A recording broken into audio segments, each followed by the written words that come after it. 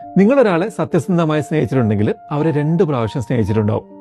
കേട്ടിട്ടുണ്ടോ ഇത്? അതിൽ ആദ്യത്തെ പ്രാവശ്യം ഭയങ്കര ഈസിയാണ്.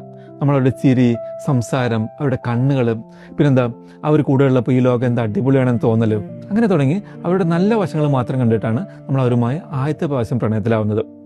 ആ ഒരു സ്റ്റേജിൽ നമ്മളൊരു സ്വപ്നത്തിൽ എന്ന പോലെയാണ് നമുക്ക് ഫീൽ ചെയ്യുക, അല്ലേ? പക്ഷെ കുറച്ച് ദിവസം അങ്ങോട്ട് കഴിയുമ്പോൾ സാവധാനം അവരുടെ നെഗറ്റീവ് വശങ്ങൾ നമ്മൾ കാണാൻ തുടങ്ങും. അവരിലെ യഥാർത്ഥ മനുഷ്യനെ നിങ്ങൾ കാണാൻ തുടങ്ങും. അവരുടെ വിഷമങ്ങൾ, പേടികൾ, അവരുടെ ദേഷ്യത്തിന് മുന്നിലെ കാരണങ്ങൾ, അവരുടെ കുടുംബത്തിലെ പ്രശ്നങ്ങൾ, ജീവിതം അവരെ ഏൽപ്പിച്ച മുറിവുകൾ, അങ്ങനെ എല്ലാം നിങ്ങളുടെ മുന്നിലൂടെ കടന്നു പോകും. അവരും പെർഫെക്റ്റ് അല്ല, നമ്മളെപ്പോലെ തന്നെ ഒരു സാധാരണ മനുഷ്യനാണെന്ന് മനസ്സിലാക്കുന്ന നിമിഷം. ആ ഒരു അവസ്ഥയിലും അവരുടെ വേദനകളുമൊക്കെ അവഗണിക്കുന്നതിന് പകരം അതിനെ മനസ്സിലാക്കിക്കൊണ്ട് നിങ്ങൾ അവരെ വീണ്ടും ചേർത്ത് പിടിക്കാൻ തീരുമാനിക്കുകയാണെങ്കിൽ അത് വെറും ഒരു ഇൻഫാച്വേഷൻ മാത്രമല്ല, ആകർഷണം മാത്രമല്ല, അതാണ് യഥാർത്ഥ പ്രണയം. ആ സ്നേഹത്തിന് നല്ല ആഴം ഉണ്ടാകും.